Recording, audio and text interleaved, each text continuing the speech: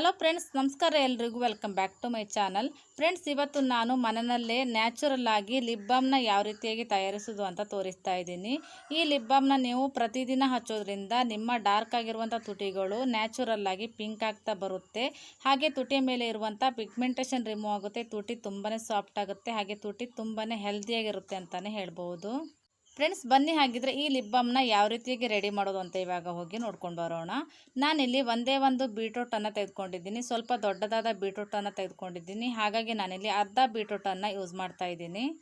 ಮೊದಲಿಗೆ ನಾನಿಲ್ಲಿ ಬೀಟ್ರೂಟನ್ನು ವಾಶ್ ಮಾಡಿಕೊಂಡು ಇದರ ಮೇಲ್ಗಡೆ ಇರುವಂಥ ಸಿಪ್ಪೆಯನ್ನು ನೀಟಾಗಿ ತೆಗಿತಾ ಇದ್ದೀನಿ. ಸಿಪ್ಪೆಯನ್ನು ತೆಗೆದು ಇದನ್ನು ಹೋಳುಗಳಾಗಿ ಕಟ್ ಮಾಡ್ತಾ ಇದ್ದೀನಿ.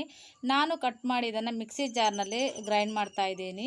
ನೀವು ಬೇಕಿದ್ದರೆ ಈ ಬೀಟ್ರೂಟನ್ನು ತುರಿದು ಸಹ ಮಾಡ್ಕೊಳ್ಬೋದು. ಈ ರೀತಿ ಮಾಡೋದ್ರಿಂದ ಬೀಟ್ರೂಟ್ ಜ್ಯೂಸ್ ಸ್ವಲ್ಪನೂ ಕೂಡ ವೇಸ್ಟ್ ಆಗೋದಿಲ್ಲ. ಹಾಗಾಗಿ ನಾನಿಲ್ಲಿ ಕಟ್ ಮಾಡ್ತಾ ಇದ್ದೀನಿ. ಕಟ್ ಮಾಡಿ ಇದನ್ನು ಮಿಕ್ಸಿ ಜಾರ್ಗೆ ಹಾಕ್ಕೊಳ್ತೀನಿ. ಇವಾಗ ನೀವು ಚಿಕ್ಕ ಬೀಟ್ರೂಟ್ ತೆಗೆದುಕೊಂಡ್ರೆ ಒಂದನ್ನು ಯೂಸ್ ಮಾಡ್ಕೊಳ್ಬೋದು. ನಾನಿಲ್ಲಿ ಅರ್ಧವನ್ನು ಯೂಸ್ ಮಾಡ್ತಾ ಇದ್ದೀನಿ. ಇದಕ್ಕೆ ಸ್ವಲ್ಪವೂ ಕೂಡ ನೀರನ್ನು ಸೇರಿಸಬಾರ್ದು, ಹಾಗೇ ಗ್ರೈಂಡ್ ಮಾಡಬೇಕು. ಸ್ಮೂತಾಗಿ ಇವಾಗ ಗ್ರೈಂಡ್ ಮಾಡಿಕೊಂಡು ಬಂದಿದ್ದೀನಿ, ನೋಡ್ತಾ ಇರ್ಬೋದು ನೀವಿಲ್ಲಿ. ಇವಾಗ ನಾನು ಒಂದು ಕಾಟನ್ ಬಟ್ಟೆಯ ಮೂಲಕ ಈ ಬೀಟ್ರೂಟ್ ಜ್ಯೂಸನ್ನು ಸಪ್ರೇಟಾಗಿ ಮಾಡ್ತಾ ಇದ್ದೀನಿ. ನೀವು ಬೇಕಿದ್ರೆ ಟೀ ಗಾಳಿಸುವಂಥದ್ರಲ್ಲಿ ಕೂಡ ಜ್ಯೂಸನ್ನು ತೆಗೆದುಕೊಳ್ಬೋದು.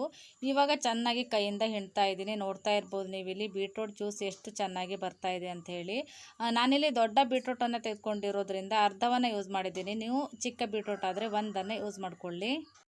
ಇವಾಗ ಬೀಟ್ರೂಟ್ ಜ್ಯೂಸನ್ನು ನಾನು ಗ್ಯಾಸ್ ಸ್ಟವ್ ಮೇಲೆ ಇಟ್ಟು ಕುದಿಸ್ತಾ ಇದ್ದೀನಿ. ಇವಾಗ ಮೀಡಿಯಮ್ ಫ್ಲೇಮ್ನಲ್ಲಿ ಊರಿನ ಇಟ್ಕೊಂಡಿದ್ದೀನಿ. ಇದನ್ನು ಚೆನ್ನಾಗಿ ಕುದಿಸ್ಕೊಳ್ಬೇಕಾಗುತ್ತೆ. ಯಾಕೆಂದರೆ ನಾವು ಜಾಸ್ತಿ ದಿನ ಸ್ಟೋರ್ ಮಾಡೋದ್ರಿಂದ ಬೀಟ್ರೂಟ್ ಜ್ಯೂಸ್ ಚೆನ್ನಾಗಿ ಕುದಿಬೇಕು. ಇವಾಗ ನೋಡ್ತಾ ಇರ್ಬೋದು ನೀವು ಇಲ್ಲಿ ಬೀಟ್ರೂಟ್ ಜ್ಯೂಸ್ ಕುದಿಲಿಕ್ಕೂ ಕೂಡ ಸ್ಟಾರ್ಟ್ ಆಗಿದೆ. ಈ ಟೈಮ್ನಲ್ಲಿ ನಾನು ಗ್ಯಾಸ್ ಸ್ಟವನ್ನು ಲೋ ಫ್ಲೇಮ್ನಲ್ಲಿ ಇಟ್ಕೊಂಡಿದ್ದೀನಿ. ಲೋ ಫ್ಲೇಮ್ನಲ್ಲಿ ಇಟ್ಕೊಂಡು ಇದನ್ನು ಚೆನ್ನಾಗಿ ಕುದಿಸ್ತಾ ಇದ್ದೀನಿ. ಹಾಗೆ ಮಧ್ಯೆ ಮಧ್ಯೆ ಕೈ ಆಡಿಸ್ತಾ ಇರಿ. ಮತ್ತು ಈ ಬೀಟ್ರೂಟ್ ಜ್ಯೂಸನ್ನು ಕುದಿಸಬೇಕಾದ್ರೆ ಸ್ವಲ್ಪ ದಪ್ಪ ತಳ ಇರುವಂಥ ಪಾತ್ರೆಯನ್ನು ಯೂಸ್ ಮಾಡಿ, ಇಲ್ಲಾಂದರೆ ಸೀದೋಗಿಬಿಡುತ್ತೆ. ಹಾಗಾಗಿ ಒಂದು 7ರಿಂದ 8 ನಿಮಿಷ ಇದನ್ನು ಚೆನ್ನಾಗಿ ಕುದಿಸ್ಕೊಂಡಿದ್ದೀನಿ. ಇವಾಗ ಇಷ್ಟ ಆಗಿದೆ. ಗ್ಯಾಸ್ ಸ್ಟವನ್ನು ಆಫ್ ಮಾಡಿ ಇವಾಗ 1/4 ಟೀ ಸ್ಪೂನ್ ಆಗೋಷ್ಟು ಗೀ ಹಾಕ್ತಾ ಇದ್ದೀನಿ, ಅಂದರೆ ತುಪ್ಪವನ್ನು ಹಾಕ್ತಾ ಇದ್ದೀನಿ. ನೀವು ಆದಷ್ಟು ಪ್ಯೂರ್ ಆಗಿರುವಂಥ ತುಪ್ಪವನ್ನು ಉಪಯೋಗಿಸಿ.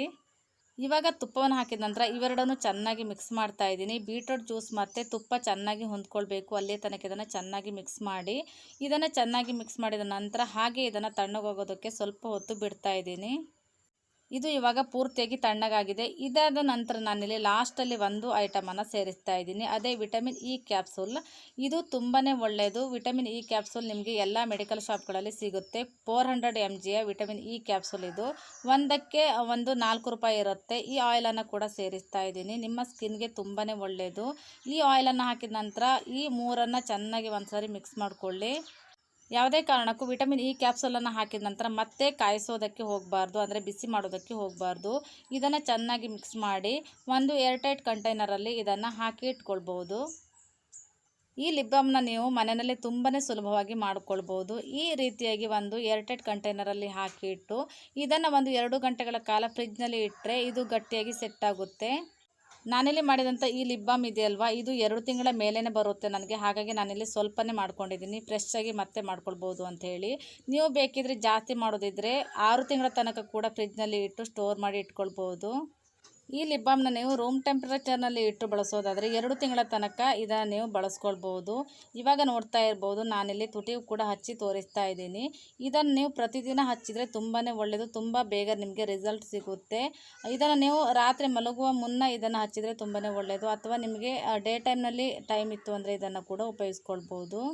ನೀವು ಹೊರಗಡೆಯಿಂದ ತರುವಂಥ ಲಿಪ್ ಬಾಮ್ನಲ್ಲಿ ಎಷ್ಟು ಕೆಮಿಕಲ್ ಇರುತ್ತೆ ಏನೋ ಗೊತ್ತಿರೋದಿಲ್ಲ ಅಲ್ವಾ. ಹಾಗಾಗಿ ಇದನ್ನು ನೀವು ಮನೆಯಲ್ಲೇ ಮಾಡೋದ್ರಿಂದ ನಿಮ್ಮ ತುಟಿಗೆ ಯಾವುದೇ ರೀತಿಯಾದ ಸೈಡ್ ಎಫೆಕ್ಟ್ಸ್ ಇಲ್ಲ.